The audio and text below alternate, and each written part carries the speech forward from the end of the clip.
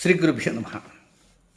మకర రాశి జాతకులకి 2024 aerial view ఎలా ఉంది అనేటువంటి విషయంలో 8 పాయింట్లలో చర్చించుకుందాం. ముందుగా ఒక ముఖ్యమైనటువంటి గమనిక.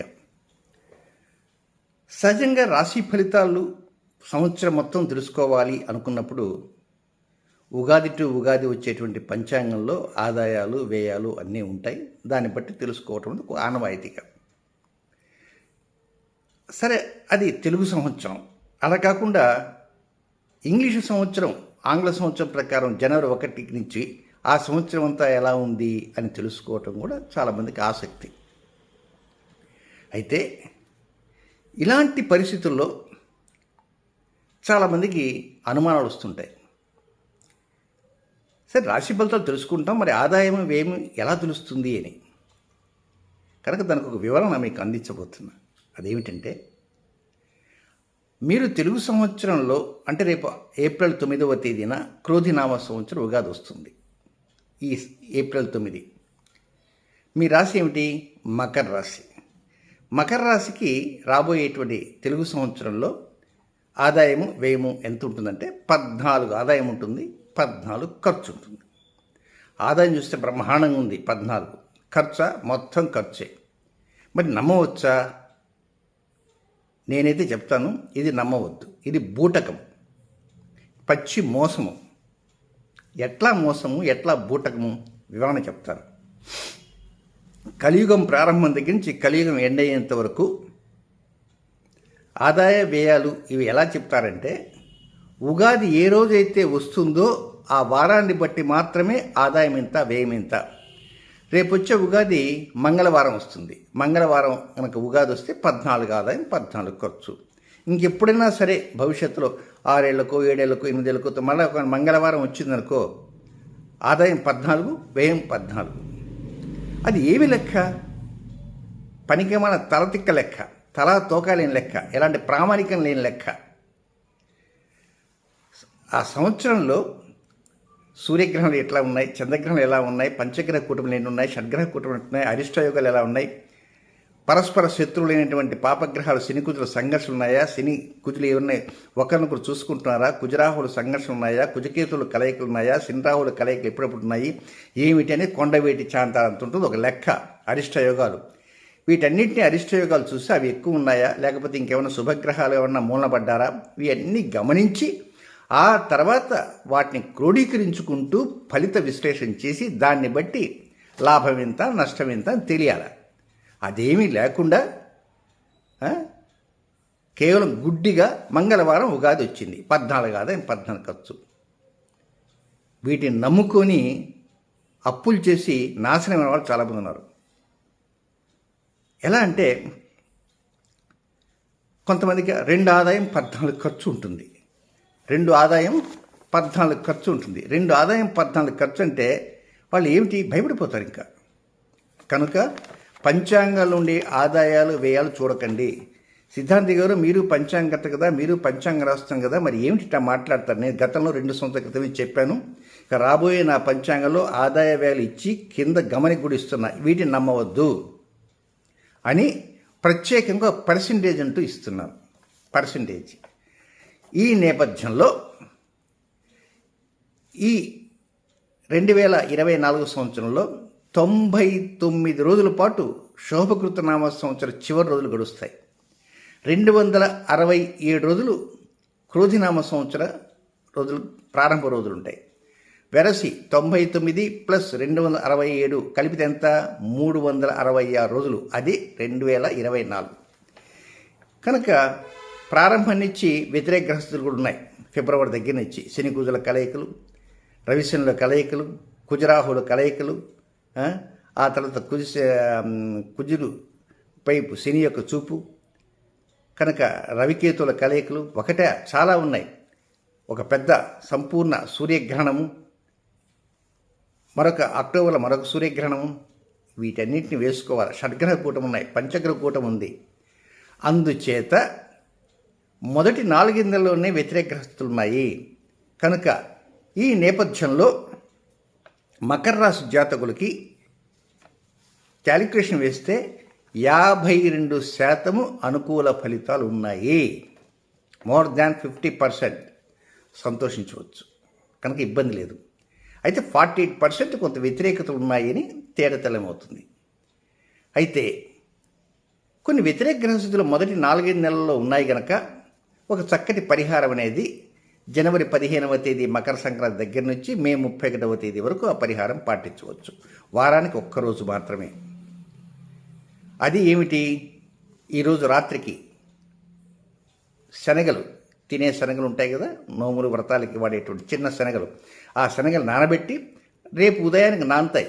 రేపు ఉదయం బ్రష్ చేసుకొని దంతధావనం చేసుకొని ఆ నానిన శనగలోకి 16 గింజలు తినేసి అవసరం అనుకుంటే అది మంచినీళ్ళు తాగటం, ఒక పావు గంట అరగంట తర్వాత కాఫీ టీలు తాగటం, అంతే. అది ఏ నక్షత్రం వారు ఏ రోజు శనగలు తినాలని వీడియో చివరిలో చెప్తాను. ఇకపోతే సావధాన చిత్తులు వినండి. Point to point, date by date ఫలితాలు చెప్తాను.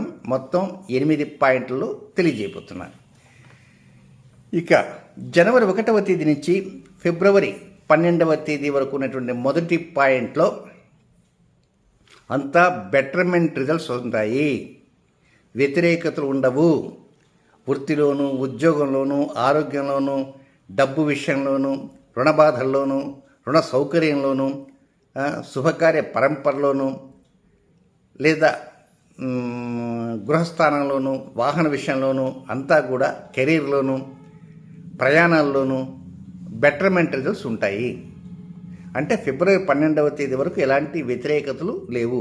ఇన్ కేస్ ఉన్నా అవి నామమాత్రమే, వాటి గురించి పట్టించుకోవాల్సినంత అవసరం లేదు. కాబట్టి 1వ పాయింట్ అంతా వింటే చాలా తీయగా ఉంది, ఇబ్బంది పడాల్సినంత అవసరం లేదు, తేల్చేశాం. 2వ పాయింట్కి వస్తే ఫిబ్రవరి 13వ తేదీ నుంచి మార్చి నెల 14వ తేదీ వరకు, ఇది 2వ పాయింట్. ఈ డేట్, ఈ 2వ పాయింట్లో ఆర్థికంగా వెసులుబాటు తగ్గును. ఫైనాన్స్ విషయంలో కటకటగా ఉంటుంది. మీరు ఎవరికైనా రుణం ఇవ్వవలసి వస్తే వారు కొంచెం ప్రెషర్ ఎక్కువగా ఉంటుంది. దీనికి తోడు వారు ప్రెషర్ చేసే కొద్దీ మీకు ఆవేశం పెరుగుతుంటుంది. కేవలం డబ్బు విషయంలోనే కాదు, కొన్ని ఇతర విషయాల్లో కూడా తరచుగా మీరు ఆవేశం పడుతుంటారు. ఎదుటివారి మీద ఒంటికాల మీద లేస్తుంటారు. పై అధికారులతో కూడా ఒక్కోసారి అనుకూలంగా అధికారులు ఉన్నప్పటికీ కూడా వారిని ఏదో ప్రకారంగా దెబ్బలాడి కోప్పడి వారి చేత ఏదో పని చేయించుకోవాలనే ఉద్దేశంతో ఉంటుంటారు. కనుక ఫిబ్రవరి 13వ తేదీ దగ్గర నుంచి మార్చి 14వ తేదీ వరకు కొంత అనుకూలం కాదు. ముఖ్యంగా ఆర్థిక స్థితిగతుల వలన సమస్యలు పెరుగును. స్టాక్ మార్కెట్ ఉంటుంది కనుక షేర్ మార్కెట్లు, ఇలాంటి షేర్ మార్కెట్లో ఉండేవారు దూకుడు ప్రదర్శించకూడదు. జూద సంబంధ వ్యవహారాలకు చాలా దూరంగా ఉండాలి. డబ్బుతో కూడుకున్నటువంటి ఎలాంటి వ్యవహారాలైనా కూడా కొంచెం నెమ్మదించాలి, హడావుడిగా ఉండకూడదు. ఇది 2వ పాయింట్. నెక్స్ట్ 3వ పాయింట్, అది ఎప్పుడంటే మార్చి నెల 15వ తేదీ నుంచి ఏప్రిల్ 22వ తేదీ వరకు. మార్చి 15 నుంచి ఏప్రిల్ 22వ తేదీ వరకు ఇదంతా కూడా పాజిటివ్గా వెళ్ళిపోతుంటుంది. నెగటివ్ ఎక్కడా ఉండదు, వ్యతిరేకతలు ఉండవు. అనుకున్నది ఒకటి, అయ్యేది ఒకటి ఉండదు. అనుకున్నది ఏదైతే ఉంటుందో అదే జరుగుతుంది. ఈరోజు అయ్యే పని రేపైనా అవుతుంది. ఒకవేళ పోస్ట్ పోన్ అయినా కొన్ని గంటలు పోస్ట్ పోన్, ఒక రోజు పోస్ట్ పోన్, అంతే తప్ప నెలల తరబడి పోస్ట్ పోన్మెంట్ ఉండదు. అది ఉద్యోగంలో కావచ్చు, వ్యాపారంలో కావచ్చు, లేక మీ ఆలోచన సరళలో కావచ్చు, అన్నింటా కూడా అనుకూలతలు ఉంటాయి, వ్యతిరేకతలు ఉండవు. ఇన్ కేస్ ఉన్న వ్యతిరేకతలు అవి వానపాములు లాంటివి, చాలా సింపుల్గా ఉంటాయి. కనుక వ్యతిరేకతలు ఉండవు. చక్కటి అనుకూలతలతో ముందుకు దూసుకుని వెళ్ళటానికి అవకాశాలన్నీ అంది వస్తాయి. బట్ ఏమిటి? ఈ 3వ పాయింట్లోనే ఒక రోజు ఉంది. ఆ రోజు ఏమిటంటే ఏప్రిల్ 8వ తేదీ పాల్గొన అమావాస్య, తెల్లవారితే క్రోధి ఉగాది. ఆ రోజున మీకు 3వ స్థానంలో, తృతీయ స్థానంలో సంపూర్ణ సూర్యగ్రహణం జరుగుతున్నది రాహువు చేత. అది 4 నిమిషాల 27 సెకండ్ల పాటు ఆ గ్రహణం ఉంటుంది. బింబం అంటే చాలా పెద్ద బింబం, చాలా పెద్ద గ్రహణం, లార్జెస్ట్ ఎక్లిప్స్. 4 నిమిషాల 27 సెకండ్లు. ఇది భారతదేశంలో కనపడదు, ఉత్తర అమెరికాలో కనపడుతుంది. అది భారత్లో కనపడకపోయినప్పటికీ ప్రపంచంలో ఎక్కడ జరిగినా అది గ్రహరాజు కనుక దాని యొక్క ప్రభావం కొద్ది గొప్ప ఉంటూనే ఉంటుంది. ఆ రోజు గ్రహణం జరిగిందనుకో, వెంటనే గ్రహణం జరిగిన నెక్స్ట్ మినిట్ నుంచి ఉండదు, ఒక 15-20 రోజుల తర్వాత నుంచి నేనున్నాను అంటూ సమస్యలు వస్తాయి. కనుక మనం 3వ పాయింట్ చెప్పుకుంటున్నాం. ఎప్పటి నుంచి? మార్చి 15 నుంచి ఏప్రిల్ 11 దాకా అంతా పాజిటివ్ మేనర్లో అని చెప్పుకుంటున్నటువంటి ఈ మధ్యకాలంలోనే ఆ గ్రహణం ఏప్రిల్ 8 పడింది అంటే ఒక 15 రోజులు ఉపయోగపట్టాలి. ఇప్పుడు మనం 4వ పాయింట్కి వెళ్దాం. 4వ పాయింట్ ఏప్రిల్ 23వ తేదీ నుంచి మే 31వ తేదీ వరకు, ఏప్రిల్ 23 నుంచి మే 31 దాకా ఉన్న 4వ పాయింట్లో ఆ గ్రహణ ప్రభావం కొద్దిగా చూపటం ప్రారంభమవుతుంది. వేటి మీద ప్రారంభమవుతుంది? అనేక అంశాల మీద ప్రారంభమవుతుంటుంది. కానీ ముఖ్యంగా రక్త సంబంధీకులుగా ఉండేవారు ఎవరన్నా ఉంటే, తోబుట్టువులు, వారితో మీరు చాలా ఫ్రీగా ఉండాలి. కలహప్రదంగా మాట్లాడవద్దు. ఇన్ కేస్ వారు ఏదన్నా కొంచెం నెగటివ్గా వస్తున్నా వీలైనంతవరకు మీరు తగ్గండి. మీరు కూడా నెగటివ్లకు రావద్దు. అనవసరంగా తప్పు మీ నెత్తిని వేసుకున్న వారు అవుతారు. ఏమండి, వారు చూసేవారు కూడా వీరు చాలా బుద్ధిమంతులండి, వారు ఎంత రెచ్చిపోతున్నా కూడా వీరు కంట్రోల్లో ఉన్నారు, పళ్ళెత్తు మాట అనలేదు అంటారు. అలాగని మీరు కూడా రెచ్చిపోయారనుకో, అబ్బో దొందు రెండేనండి, దొందే, ఆయన మాట్లాడుతుంటే ఈయన ఇంకా మాట్లాడాడు అనే తప్పు గ్రహచారం బాగలేదు కనుక మీ మీద తప్పు భాగం ఎక్కువ మోపుతారు. కనుక రక్త సంబంధీకులతో సామరస్యంగానే సరళి కొనసాగాలి, అంతే తప్ప వ్యతిరేక ధోరణిలో ఉండకూడదు. ఒక్కొక్కసారి అలకలు కూడా మొదలవుతాయి. మీ మీద వారు అలగటము, వారి మీద మీరు అలగటము, ఏదో ఒకటి సమస్య రావటానికి 1,000,000 ఉంటాయి. కర్ణుడు చావుకు శాపాలు అనేకంలాగా. కనుక ఇలాంటి ఉన్నప్పుడు వాటిని మనసులో పెట్టుకుని ఆ ఘర్షణలు లోపల ఉంటాయి కనుక బీపీ పెంచుకుంటుంటారు. ఒకసారి దాని ప్రభావం ఉద్యోగంలో ప్రాపర్గా కొంత సమస్యలు ఎదుర్కొంటుంటారు. ఆ ప్రాపర్గా ఉద్యోగం చేయలేకపోతారు. బీపీ పెరిగిన కారణంగా డాక్టర్ దగ్గరికి పోవాల్సి వస్తుంది. చూసారా ఎన్ని ఉంటాయో. అందువల్ల ప్రశాంతంగా ఉండి మీ ఇష్టదైవాన్ని ప్రార్థన చేసుకుంటూ, భగవంతుడా, ఈ ఏప్రిల్ 23వ తేదీ నుంచి మే 31వ తేదీ దాకా ఏదో ప్రకారంగా సమస్యలు లేకుండా చక్కగా ముందుకు తీసుకుపోయా భగవంతుడా అని ఆయనకి అలాగా నమస్కారం పెట్టుకుంటూ ఏదో దైవ ధ్యానం చేయటం ప్రయత్నం చేయండి. అందుకే ఈ పరిహారం అనేది ఉపయోగపడుతుంది. ఇప్పటికీ 4 పాయింట్లు అయిపోయినాయి. ఇక 5వ పాయింట్, జూన్ 1వ తేదీ నుంచి ఆగస్టు 15వ తేదీ వరకు. ఇది లెంగ్తీ పీరియడ్. జూన్ 30 రోజులు, జూలై 31 రోజు, ఆగస్టు 15 రోజులు, 2.5 నెల. ఈ 2.5 నెలల ఆ గ్రహణ ప్రభావం ఏమీ చేయదు, మిమ్మల్ని సవ్యంగా గడిచిపోతుంటుంది. ఒక్కోసారి మంచి మంచి నిర్ణయాలు తీసుకునే అవకాశాలు వస్తాయి. ఆర్థిక లావాదేవీలు బాగా జరుగుతారు. కొన్ని చోట్ల డిస్కౌంట్స్ పొందగలరు. ప్లస్ పాయింట్స్ బాగుంటాయి. డబుల్ ధమాకాలాగా డెవలప్మెంట్స్ ఉంటాయి. క్రొత్త నిర్ణయాలు బాగా తీసుకుంటారు. బంధువులతో పేచీలు లేకుండా జరిగిపోతాయి. తోబుట్టువులతో కూడా పేచీలు లేకుండా జరిగిపోతాయి. అటు కెరీర్, ఉద్యోగం, వ్యాపారం, హౌస్ కొనుగోలు కానీ, స్థలం కొనుగోలు కానీ, వెహికల్ కొనుగోలు కానీ, లేక అమ్మకం కానీ, ఎక్కడైనా ఆన్సర్స్ ఎలా ఉంటాయి, రిజల్ట్స్ ఎలా ఉంటాయంటే పాజిటివ్, సవ్యంగా ఉన్నాయి. కనుక 2 నెలల కాళ్ళెట్ట ఎగరేసి తిరగచ్చు. చిన్న లోపాలన అవి చెప్పుకోదు కాదు, నెగ్లిజిబుల్. దాని గురించి కంగారు పడాల్సినంత అవసరం లేదు. అప్పటికి 5 పాయింట్లు అయిపోయినాయి. ఇక 6వ పాయింట్, ఆగస్టు నెల 16వ తేదీ దగ్గర నుంచి సెప్టెంబర్ 15వ తేదీ దాకా అది కొద్దిగా హెల్త్ ఇష్యూస్ కొంచెం లైట్గా వచ్చే అవకాశాలు ఉంటాయి. హెల్త్ ఇష్యూస్ కనుక డాక్టర్తో సంప్రదింపులు జరుగుతూ ఉండాలి.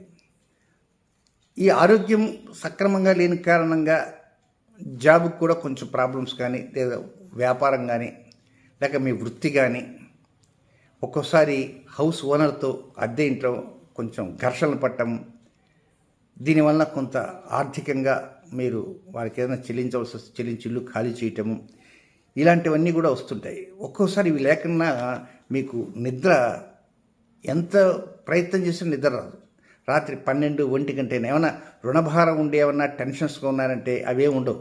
ఎందుకు నిద్ర రాదు, నిద్ర తగ్గుతుంటుంది. ఎప్పుడైతే మీకు నిద్ర తగ్గుతుందో రెండవ రోజు మీరు డ్యూటీ చేయగలరా? చేయలేరు. ఎప్పుడైతే నిద్ర లేని కారణంగా, డ్యూటీ చేయలేని కారణంగా పై అధికారుల ద్వారా ఒక్కోసారి మాట తినాలి. చూసారా? కనుక ఒకదానికి ఇంటర్లింక్డ్, ముడిపడే విధంగా పరిస్థితులు ఎన్నో ఉంటాయి. ఆగస్టు 16 నుంచి సెప్టెంబర్ 15 దాకా. ఇది 6వ పాయింట్. ఇంకా 7వ పాయింట్కి వస్తే, సెప్టెంబర్ 16వ తేదీ నుంచి అక్టోబర్ 15వ తేదీ వరకు ఉన్నటువంటి సమయం మళ్ళా ఇది పాజిటివ్. ఆ పాజిటివ్ ఎట్లా? డబుల్ పాజిటివ్ కాదు, ట్రిపుల్ పాజిటివ్, బ్రహ్మాండంగా ఉంటుంది. సూపర్లేటివ్లో వెళ్ళిపోతుంటారు. అయితే ఈ సూపర్లేటివ్లో వెళ్ళిపోయేటువంటి ఈ టైంలో సెప్టెంబర్ 16 నుంచి అక్టోబర్ 16వ తేదీ మధ్యలో మళ్ళా ఒక చిన్న గ్రహణం తారసపడుతుంది. అది ఎప్పుడంటే అక్టోబర్ 2వ తేదీ, మనకు హాలిడే, గాంధీ జయంతి, పబ్లిక్ హాలిడే.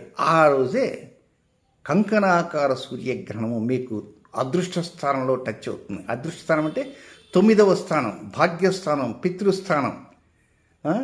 కనుక లక్కీ హౌస్, ఆ లక్కీ హౌస్లో ఒక కంకణాకార సూర్యగ్రహణం, అది కూడా భారత్లో కనపడదు. కనపడకపోయినా దానికి ఇంపాక్ట్ కొంత ఉంటుంది.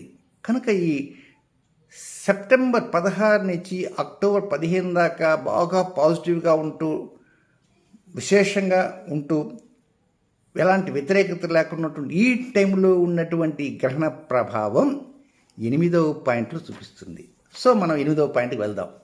8వ పాయింట్ డేట్ ఎప్పుడు? అక్టోబర్ 16వ తేదీ నుంచి డిసెంబర్ 31వ తేదీ వరకు. దాంతో 2024 వెళ్ళిపోతుంది.